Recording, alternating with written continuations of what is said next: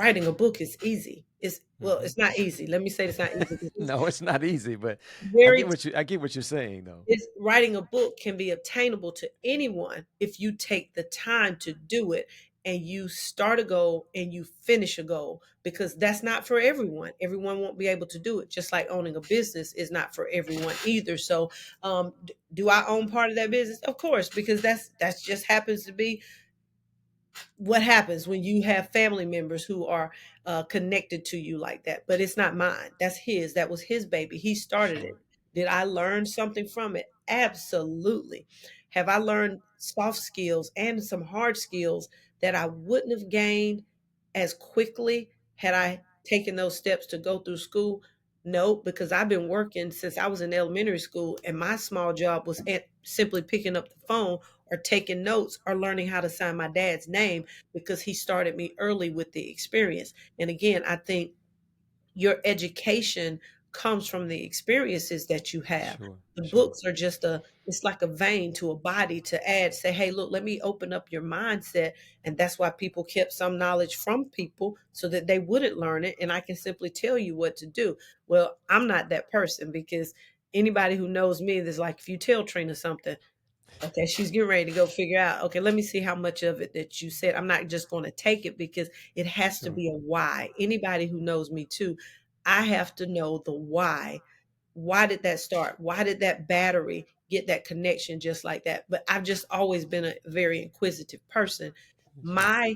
My inquisitiveness helps me to open up other people's minds to say, I can do it, you can do it. Even refined skills that people have when it comes to knowing how to sit when you're interviewing, even Hmm. knowing how to speak or how to look when you're on a camera, all of those things come from a school. And whether it's a concrete school, it's somebody's school. Yeah. It comes from the exposure that you have. Yeah, it's education regardless of, Mhm. and I guess that's the point. And I made that point with some of my other guests is that education and school can some ways be two different things because school is more of a formal, structured, standardized way of educating, but yet education can also be what your dad learned, right? That's right. He was educated too. He wasn't educated in a building, but he had education. He had education because think about it, he had education enough to run a business. He had Yeah. education enough to start his own thing, so he was educated as well. I never forget, and this is something that I can relate to because I do know your story. I'll never forget as a child when your dad first started his business. He owns, as some of you probably already know, he owns Johnson Sanitation, and I can remember him with a pickup truck. Mhm. Right, nothing but a pickup truck is all he had, with some cans on the back of a pickup truck, with that dream of one day being Johnson Sanitation. And I will Mhm. never forget as a child watching him go around thinking to myself as a kid, like, dude, that's what you're gonna do? You know, don't you want to go to college? And right, Mhm. no one would have aspired to try to do that as a kid. But we watched your dad grow from that to now. I don't know how many trucks across Spartanburg now, and a very successful business, like you said, of over 50 years that started with a pickup truck, right? And And so he some he people, still has those pickup trucks, and he won't get he rid of 'em. does. Yeah, so and that's fine because he wants to make sure it works. And you know, it's different competition is there, different things are there, but he's still standing, and that's by the grace of God, because he Yeah, didn't have anyone that gave him resources to help. So it was pretty much a grassroots operation for him. But he yeah, saw something bigger, and that's where I was inspired as well, because he always told me education is your mindset. And yeah, if you can change mindsets, yeah. that means that there's a school for you. It could be parochial school, it could be private school, it can be the school, the regular big brick and mortar. That provides structure for everyone Sure, in society, because I've given myself, I work on a schedule now, because guess what? School helps me to stay focused. But sure. other than that, we learn from COVID.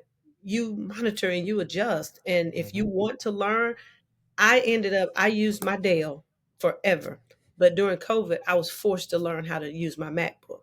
Hmm. Now I can work it any kind of way I need to work it now, because I had a MacBook, but it sat on my desk because I loved my Dell and I was used to using my Dell, and I was like, I don't want that, but I was forced to use it. So when you're put in a position to learn and when you're ready to change your mindset, that's when you are truly educated. Now the formal structure, I am an advocate of that too, because there's so many distractions out here in society, and we have mamas and daddies who are working, or either grandmothers and grandfathers who are helping to raise children. We need that structure so it can help people in society learn how to move forward without Yeah. interruption. So But I think we have to agree that, and I've said this with again some other of my guests. I think we have to agree that school, the public school system, or the standard method of education, or whatever you want to call it, in the public school, is just a tool, right? It's just a tool to get you started on the path of continuing to educate yourself long after you graduate high school. Long after you graduate college, you should still be educating yourself. You should still be reading books. You should still be trying to find out what is your specific niche and focus on that and get educated on that, right? yeah, So public school just is kind of like the jump start of it, right? A lot of times, I think Dr. Booker alluded to this. A lot of times we try to put everything on the K through 12 experience. Like you're supposed to do everything magically and make everything great. But K through 12 can't do everything. K through 12 is just a jump start to get you as an individual to say, okay, they got me started, but now I'm going to move further along with what I want to be educated in. And I think people need to understand that when it comes to the K through 12 experience. I absolutely agree. I Yeah. absolutely agree. So real quickly, one more thing I want to do before we get off of that subject is take us through a little bit about, since you know more about than myself, what does the K through 12 experience look like? Like, what are some of the main things they're trying to accomplish there? What are the main curriculum assessments that they're trying to do there? Everybody knows about the standardized testing, all the legislation and policies for public schools, but what is the main thing they're trying to accomplish, and what does it look like in the life of a K through 12 experience, like on a day to day basis? Well, depends on which area, whether you're elementary, secondary, that's Well, high. let's just say you're like elementary school. Let's just say start with that one. Um, Elementary school, when you start, that's the whole focus of you learning some independency away from your mom and your dad. Okay. Going to school, dealing with other people, trying to function every day, and it's just simply 7 hours. How do you function well with other people? Because that's how it's going to be in society. So again, you referenced the tool. That's your first order of business, learning how to function independently as a 5-year old. I mean, we talk about, I'm not sure if Dr. Booker spoke on this. I didn't get a chance to go to Finland. I know he did, the educational system there. I Yeah, think he talked children, about that. yeah, children don't start being away until they're what, 7 years old, from my knowledge, which means that's a longer time they have at home with mom and dad. They don't have to grow up so fast. We look at the children now. We've known forever and a day that at 5, children should be learning how to tie their shoe. They should be using the restroom on their own, because that's what society has done for us. You have a lot of people who homeschool their children because they say, hey, I'm not ready for him or her to leave the nest. But we go in those stages from kindergarten to 5th grade, hoping that by the time they are 10 years old, they are ready to navigate a whole nother school at the middle school level, or Hmm. an area to say, I can handle 5 different subjects with 5 different teachers. Because in elementary, they may change classes 2 times in 4th or 5th grade, because back when I taught elementaries, I taught every subject and I prepared for every subject. That was 6 subjects, and I did lesson plans for the entire day, for the entire week, and it was just me. There was no team teaching. I had my students and I kept those students. I'm also a big advocate of that, because if you keep those students longer, you have a better way of knowing what they can and cannot do. But we are into the team teaching because it makes it not only easier for Hmm. teachers, or the teachers, but it helps the students adapt to Yeah. other ways of teaching. Yeah. It's neither here or there. Some people like it better than others, So let me make sure I understand. So in the elementary sector, or elementary phase, it's more about just getting them used to being away from their parents and being independent, in the right? beginning, In yes. the beginning. So in the middle school part of it, what happens with that part of it when you're in the K through 12? What was the main goal there? Hopefully those students gain even more independence, because they're learning Okay. how to navigate themselves, learning how to make more difficult choices, because the subjects are getting a little bit more difficult. You're adding more tools to your toolbox too, because by the time they get to high school, some of the students in middle school, they're taking high school bearing credits. So Hmm. that's a lot on 10 or 11-year-old mind. You're taking high school subjects. Can they do it? Absolutely. They just need time. Some people aren't ready to adapt to that because technically their mindset is not able to take in or retain all of that information. You're talking algebra 2 courses for a 13 or 14-year-old student.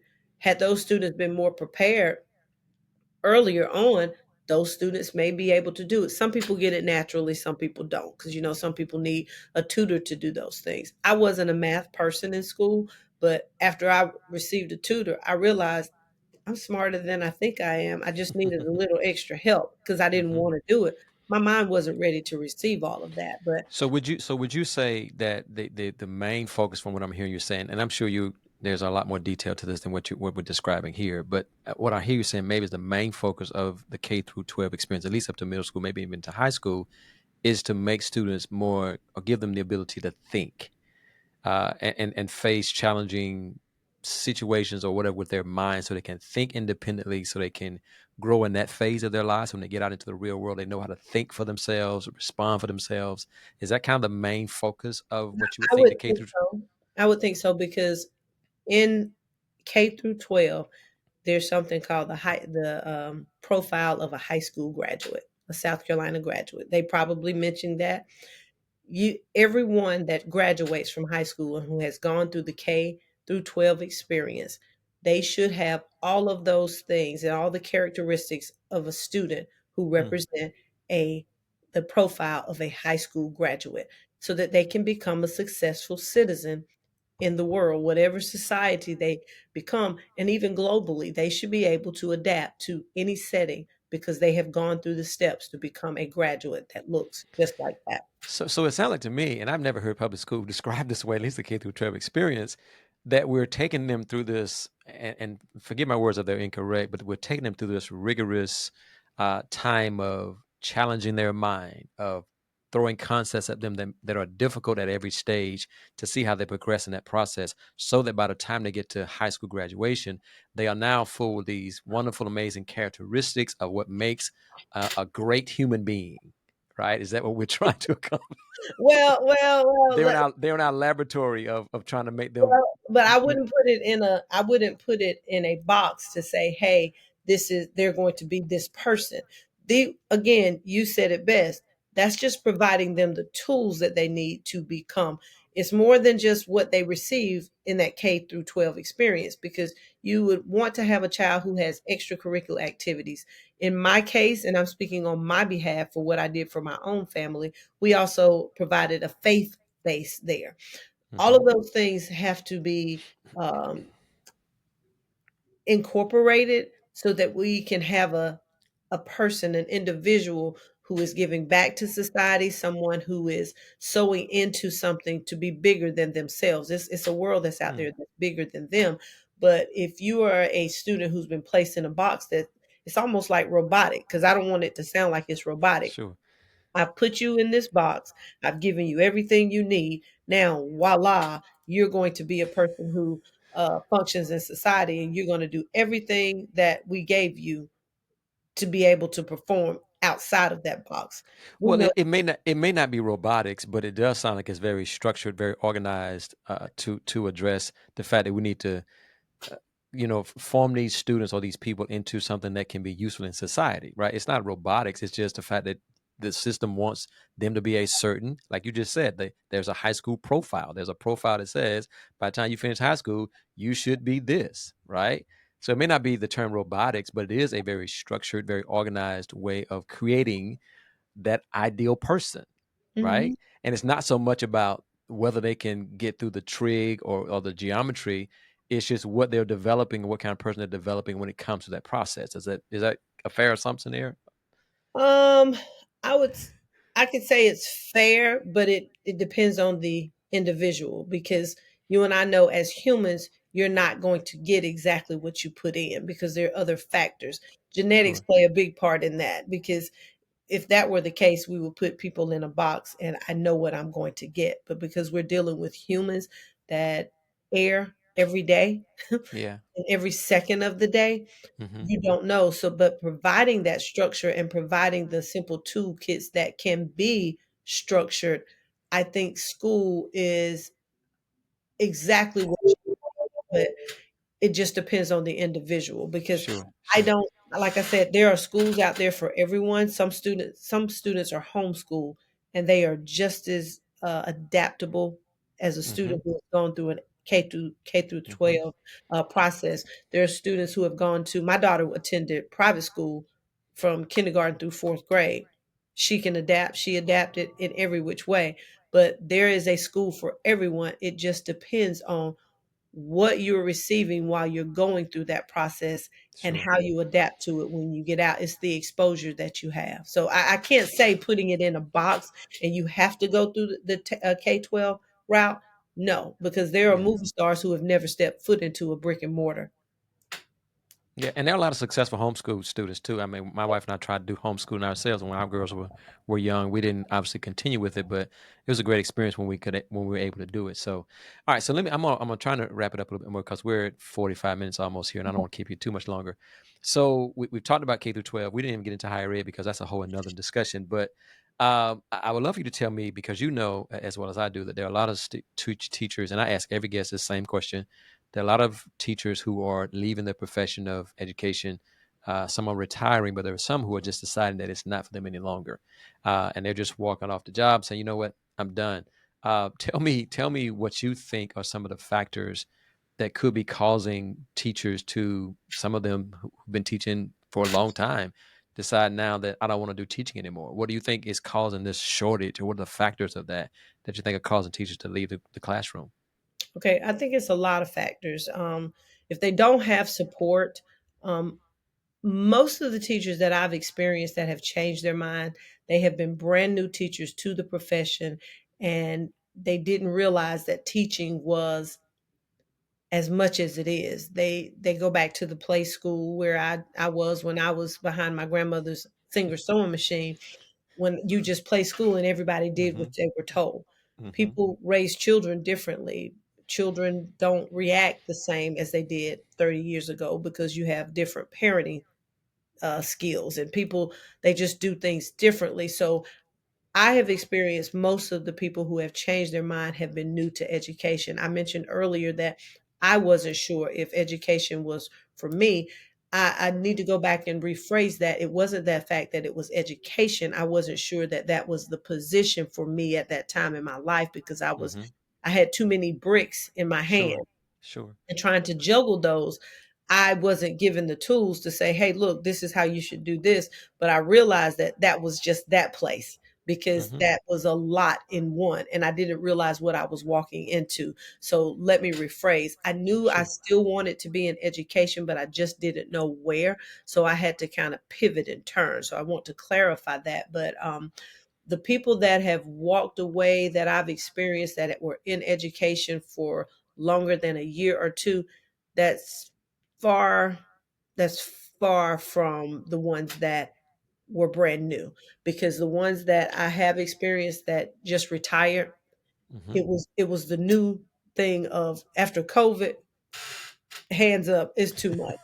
But most of the people that I've encountered, they are still there. They get very frustrated because education has Sure. gone up and down, Sure. and I think we're finally getting back to where we need to be. And I'm not going to say where we used to be, but where we need to be. Because again, you and I grew up in the stage where if right before you went to lunch, everybody said, "Okay, who's going to say the Hmm. blessing today?" Hmm. Yeah. That is no Yeah. more. Yeah.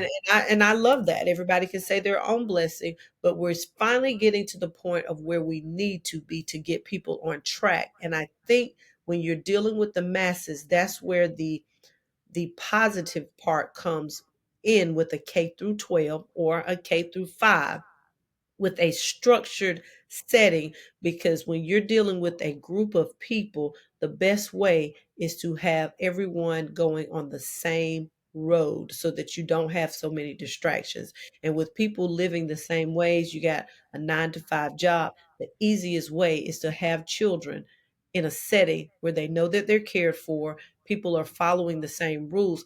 That setting is good for some people, and when I say some, it's for the most of society that's working. If you're working for yourself or you have happen to be in a place where mom works, dad doesn't, or vice versa, you can kind of have a different way of educating your children, because Sure, I've sure. encountered, I have several friends that I went to college with. Their children, they're in school sometimes, then they take them out because they're traveling the world, and they just get Hmm. someone else. I have several people to do that. I wasn't fortunate enough to do that, so the K-12 concept worked for me. My children were where I was. So it was good for me. But I do feel like that is strong for society as a whole. But maybe sometimes the brick and mortar can open up their avenues to educate a different way. So you think that based on what all you just said there, and I think I've heard this before in some of the other interviewees that the guests I've had, that it's lack of support that's one of the factors.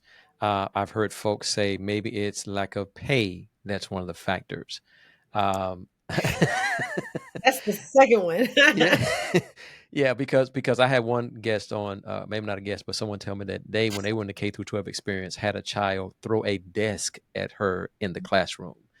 And then when confronted with this to the parents sided with the child Yes. and said, "Oh no, no, my child would never do nothing like that," and treat this child like they was the best little angel in the world when they had just thrown a chair at an adult. And so living in that space is what I'm hearing from other educators, is that makes it feel like, okay, I'm not going to stay in this profession. Not only they're not paying me well enough, but also the fact that I'm having to be doing things different than what it should be. Like I should have to be a teacher and have to go to school and have desks thrown at me, and then not have the backing and the support of my administration that says, no, that kid is wrong, and not side with the parent. So I think those are the factors too that makes folk leave. Do you think? I'm sure you agree with that perspective, correct?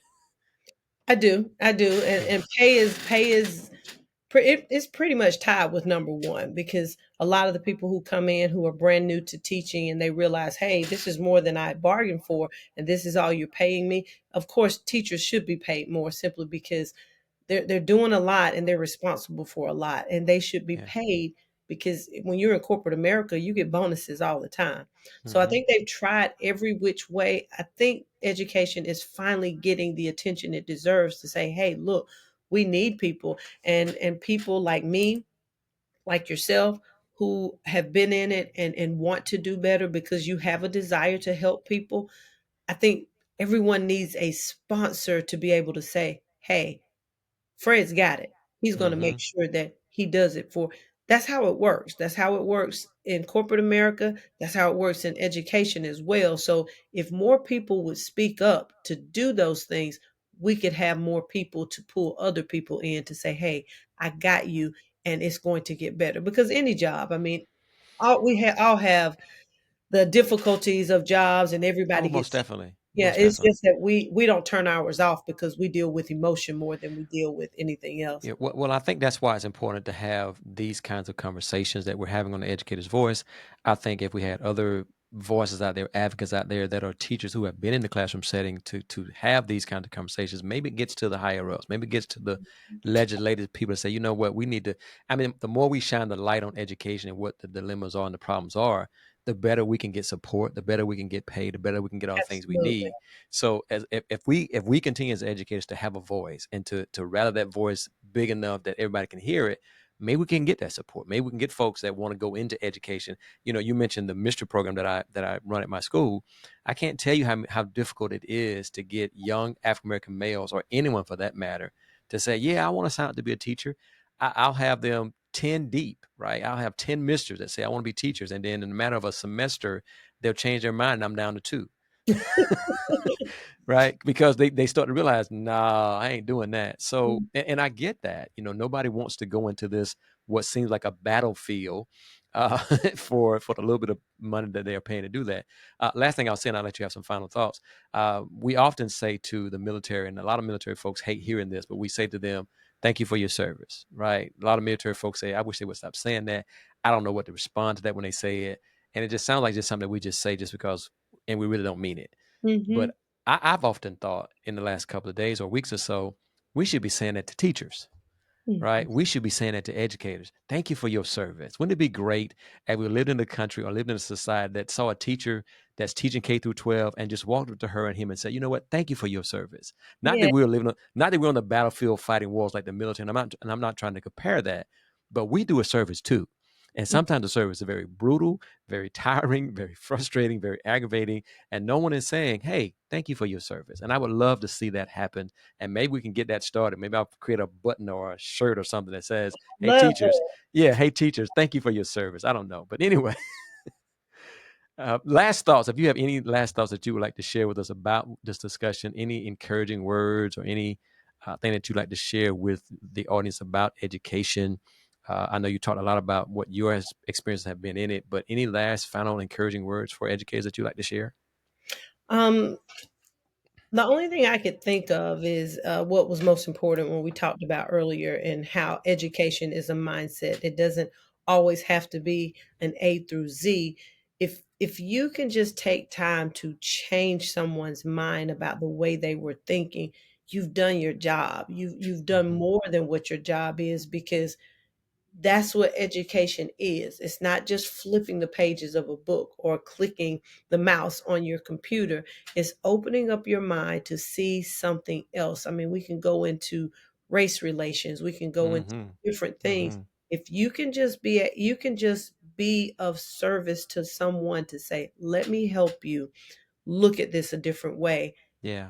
People can, I think we can change a lot of things for a lot of people, but you have to have a desire. And I always tell people, I need people with heart, not just people with time. Mm-hmm. Because if you have a heart to do something, that means that you are in it. You're in it to win it. And it's going to take some time. I have patience, and I stopped saying I had the patience of Job, because guess what? I don't have a desire to wait as long as Job. I want to see a result, but I do have a desire to truly help people.